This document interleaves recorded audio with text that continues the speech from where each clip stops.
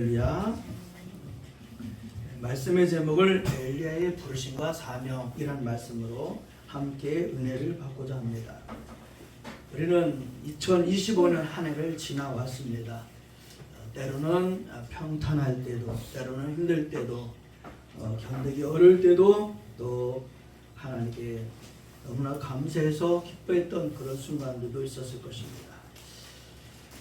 오늘 특별히 본문의 말씀에 등장하는 엘리야라고 하는 이 사람의 삶을 돌이켜보면서 우리의 삶이 어떠한 삶을 살아야 될 것인가 라고 하는 것을 돌이켜보는 귀한 시간이 되어지기를 바랍니다.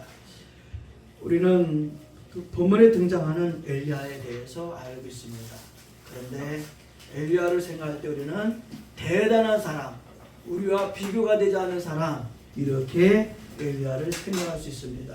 그럼에도 불구하고 엘리야는 성경의 말씀을 보게 되면은 어떻게 보면 우리와 같은 연약한 사람이었다.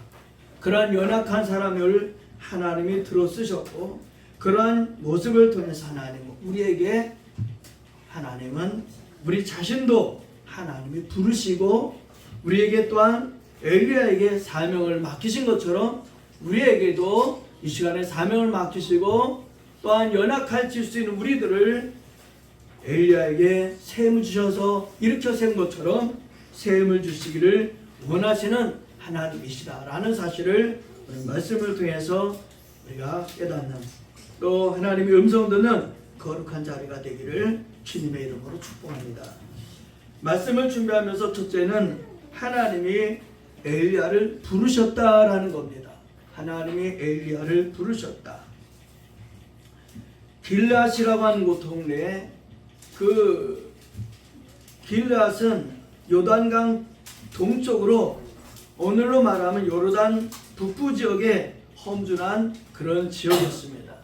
그런데 험준한 지역이 있기 때문에 요새와 같은 그러한 위치를 하고 있었습니다. 동시에 이곳은 목축과 교역이 활발하게 이루어지는 그런 지역이었습니다. 그러다 보니까 강대국들이 그 기회를 노려서 침탈하려고 하는 그런 지역이기도 했습니다. 그런데 성경이 말씀하기를 열왕기상 17장 1절에 보게 되면은 길앗에 우거하는 자 중에 디셉 사람 엘리야에게 이런 말씀을 씁니다.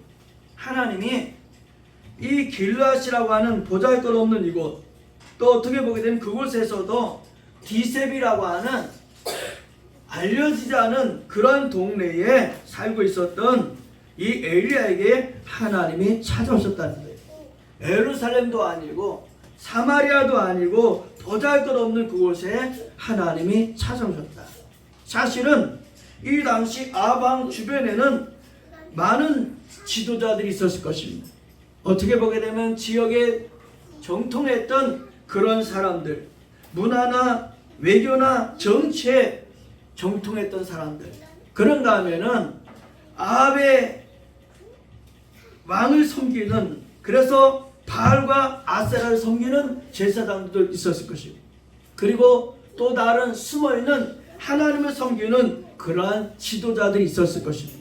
그런데 하나님은 그런 사람들이 아니라 이 보잘것없는 디셉이라고 하는 지역에 사는 엘리야에게 하나님이 찾아오셨다는 거예요.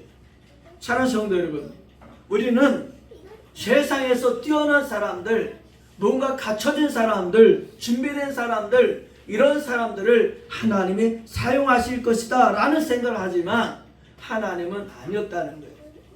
어떻게 보게 되면은 세상에서는 밝혀지지 않은, 알려지지 않은 보잘것없는 사람이었지만 하나님은 하나님의 일을 대신할 수 있는 사람을 찾으시는 분이 하나님이시다 라는 사실을 엘리야를 찾아오신 모습을 통해서 우리는 발견하게 됩니다.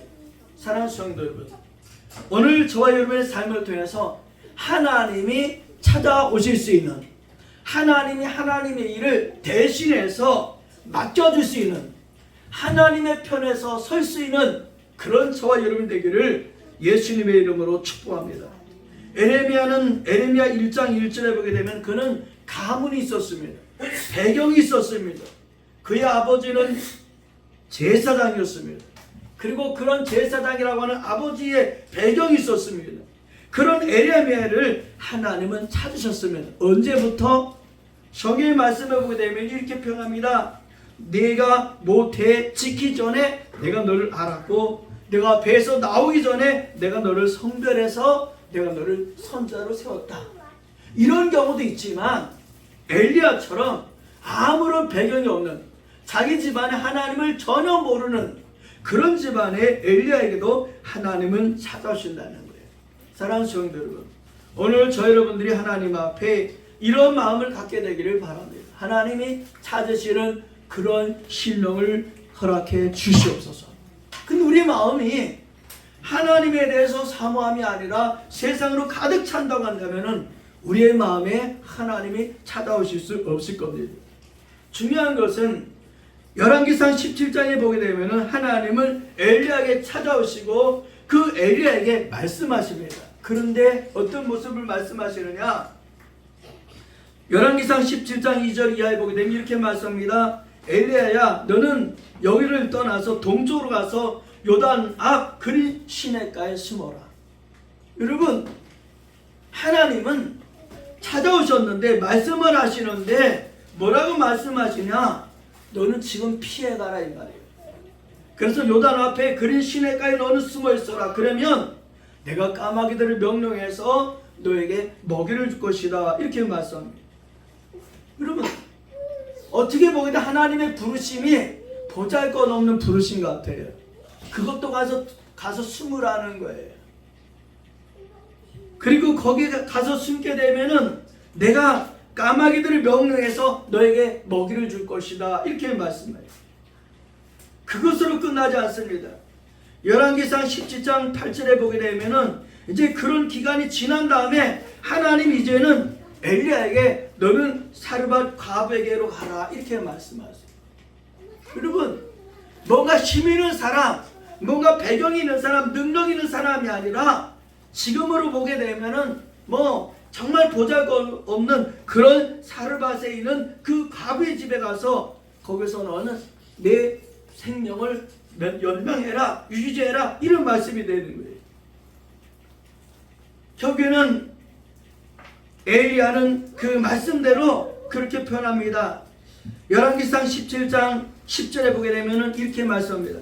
그가 일어나 사르밧으로 가서 한 과부의 집에 이르게 됩니다. 여러분, 어떤 때는 시냇가에 가서 숨으라고 하고 어떤 때는 과부의 집에 가서 내가 좀 살아라, 이렇게 하나님 말씀하세요. 여러분, 어떻게 보게 되면은 정말 하나님의 선지자로서 하나님의 말씀으로서 받아들이기가 불편한 보잘것없는 그런 초라한 말씀이기도 합니다. 그런데 중요한 것은 엘리야는 그 말씀에 순종했다는 거예요. 여러분, 때로는 하나님 우리에게 정말 보잘것없는 표시나지 않는 그런 일을 우리에게 말씀하실 수 있어요. 이 말씀할 때 순종하는 저와 여러분 되기를 주님의 이름으로 축복합니다. 이 작은 일에 순종했을 때에 하나님은 이 엘리야에게 기도하게 하셨고 그 순종하는 모습을 통해서 하나님은 이스라엘 백성들에게 이스라엘 나라의 아니 열방에 놀라운 역사를 기적을 일으키는 그런 사람으로 세워주셨다는 거예요. 그러므로 우리는 작은 일에 순종하고 작은 일에 기도하고 응답을 감사할 수 있는 그런 저와 여러분 되기를 주님의 이름으로 축복합니다. 야고보는 야고보서 5장 17절을 통해서 이렇게 표현했습니다. 엘리야는 우리와 성정이 같은 사람이로되 표현했습니다. 이 성정이 같다라는 말씀은 감정이 같다라는 뜻도 됩니다. 본성이 같다라는 말씀이 됩니다. 연약함이 같다라는 말씀이 됩니다. 다른 말로 표현한다면 우리와 같이 한계가 있는 사람이었다라는 뜻이에요. 그런데 이런 엘리야를 하나님이 쓰셨다는 거예요. 근데 우리는 그의 연약함을 알지를 못합니다. 우리는 잠깐 속아버리는 거죠. 엘리야는 우리가 비교가 안 되는 그는 초인과 같은 사람이었어, 그는 능력자였어 라고 우리는 속게 됩니다. 근데 성경이 말씀하기를 그는 우리와 같은 보통 사람이었다라고 말씀합니다. 근데 중요한 것은 어떤 것이었냐? 하나님의 부르심에 순종하는 사람이었다라는 거예요. 할렐루야. 두 번째로 오늘 말씀해 보게 되면은 하나님은 엘리야에게 찾아오시고 그를 부르시고 나서 그에게 사명을 주셨습니다. 할렐루야. 사랑하는 성도들은 하나님의 부르심에는 사명이 있다는 사실을 한순간도 잃어버리지 않는 저와 여러분 되기를 주님의 이름으로 축복합니다. 그래서 성도의 삶은 무엇이냐? 바로 사명이라는 것입니다. 우리가 하나님의 자녀가 되었습니다. 우리가 예수님을 통해서 하나님의 자녀가 되었습니다. 그 순간부터 우리는 어떤 사람이다? 하나님의 사명자다. 할렐루야. 하나님의 사명자예요.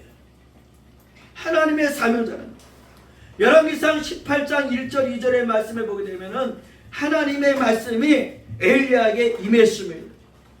그리고 하나님의 말씀이 임해서 뭐라고 말씀하냐? 아합에게 가라. 그리고 아합에게 가서 비가 이제 지면에 내리게 된다라고 하는 말씀을 주시게 됩니다. 이 당시는 3년 동안 기근이 있었다고 했습니다.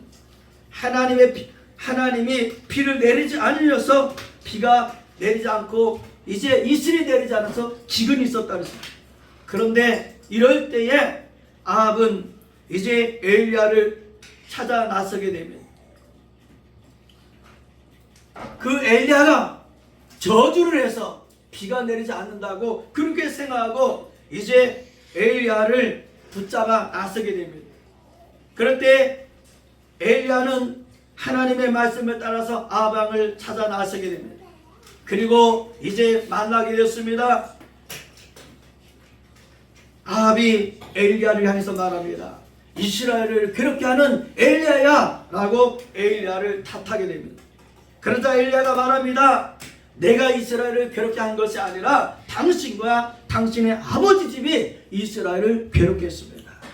당신과 당신의 아버지 집이 이스라엘을 괴롭게 했는데 그것은 하나님의 명령을 버린 것이고 당신이 바알을 따랐기 때문이다 라고 합니다. 사랑하는 성도 여러분, 바로 이스라엘의 3년이라고 하는 3년 반이라고 하는 기근이 들었던 것은 하나님을 버린 것이라는 거예요. 우상을 섬겼기 때문이라는 것입니다. 엘리야는 아합에게 제안을 합니다. 바알의 선자 450명과 아세라 선자 400명을 갈멜산으로 모이게 하십시오. 그리고 백성들을 모이게 하십시오. 결국에는 아합 왕이 백성들과 이제 850명의 바알과 아세라 선자를 모이게 합니다. 그리고 그 앞에서 기다렸듯이 엘리야는 그들 앞에서 말합니다. 너희가 어느 때까지 둘 사이에서 머뭇머뭇하겠느냐? 여호와가 하나님이면 하나님을 따르고 바알이 하나님이면 하나님을 따라라 라고 그렇게 외쳐댑니다. 근데 이스라엘 백성들은 성경 말씀에 오게 되면 한마디도 대답하지 아니했다라고 표현합니다. 열왕기상 18장 24절에 보게 되면은 결국에는 이렇게 말씀합니다. 너희는 너의 신의 이름을 부르라. 나는 하나님의 이름을 부를 것이다. 결국에는 바알의 선지자 아세라 선지자 그들에게 너희의 신을 부르고 나는 하나님을 부르겠다고 그렇게 하게 됩니다. 바알의 선자들이 제단을 쌓게 됩니다. 잡은 송아지를 제단 위에 놓습니다. 그리고 바알의 이름을 부릅니다. 아침부터 낮까지 정오가 지납니다. 바알이여 우리에게 응답하소서, 바알이여 응답하소서 외쳐댑니다. 그런데 아무 일도 일어나지 않았습니다. 성경의 말씀해 보게 되면은 바알의 선자들은 그 제단 앞에 춤을 췄다고 그랬습니다. 그리고 시간이 흘러갑니다. 정오가 지나갑니다. 그러자 그들은 이제 안달이 나서 어떻게 했느냐? 바알의 선자들은 칼로 창으로 자신의 몸에 상처를 내면서 바알을 불러댑니다. 그런데도 아무 일도 일어나지 않습니다. 저녁이 가까이 다가오게 됩니다. 엘리야는 백성들을 향해서 외쳐댑니다. 여러분 여기로 모이십시오. 백성들이 엘리야에게로 다가오더니 엘리야는 무너진 제단을 수축하고 거기에 12돌을 갖다가 쌓았습니다. 그리고 나무를 버려놓고 그 위에 각을 떤 송아지를 제물로 올려놓습니다. 그리고 통에다가 물을 채워서 4시에 이렇게 3번씩 물을 그 위에 부으라고 그랬습니다. 여러분, 물이 흥건해서 그 밑에 다 흘러내리게 되었습니다. 그리고 엘리야는 하나님을 향해서 기도합니다.